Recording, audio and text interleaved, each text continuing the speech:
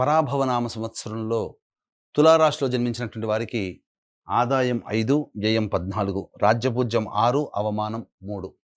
గమనించుకున్నట్లయితే ప్రధానంగా బాగా శుభ ఫలితాలను ఇచ్చేటువంటి రాశులలో ఒకటైనటువంటిది ఈ యొక్క తులారాశి.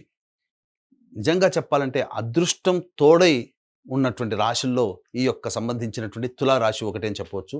ఎందుకంటే తులారాశి వారికి షష్టమ స్థానంలో శని సంచారము అత్యంత శుభ ఫలితాన్ని ఇచ్చేటువంటిది.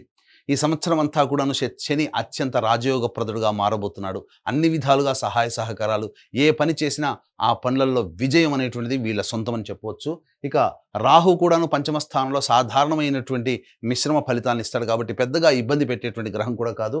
డిసెంబర్ 5 వరకు. డిసెంబర్ 5 తర్వాత ఈ తులారాశి వారికి అర్ధాష్టమ రాహు ప్రభావం అనేటువంటిది ఉండడం వల్ల చేసేటువంటి వృత్తి ఉద్యోగ వ్యాపారాల్లో కొన్ని ఆటంకాలు, గృహంలో మనశ్శాంతి లేకపోవడం డిసెంబర్ 5 తర్వాత గోచరమవుతుంది.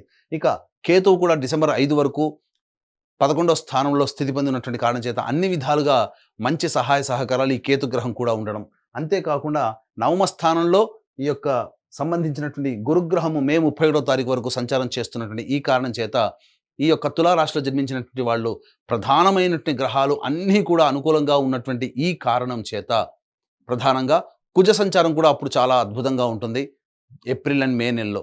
కాబట్టి ఈ సంవత్సరం ఉగాది నుంచి మే 31వ తారీఖు వరకు ఉన్నటువంటి సమయాన్ని వీక్షించేటువంటి ప్రేక్షకుల్లో అందరూ కూడా ఈ తులారాశిలో జన్మించినటువంటి వారు వినియోగించుకోవచ్చు.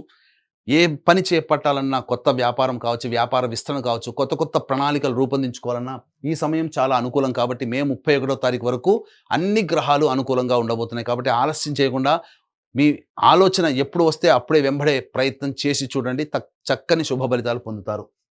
ఇక జూన్ 1వ తారీఖు నుంచి అక్టోబర్ 30 వరకు కర్కాటక రాశిలో సంచారం చేస్తున్నట్టు ఈ యొక్క గురుగ్రహ ప్రభావం వలన మీకు ప్రధానంగా చేస్తున్నటువంటి వృత్తి ఉద్యోగ వ్యాపారాల్లో కొంత ఒడిదుడుకులు ఎదుర్కొనేటువంటి పరిస్థితి.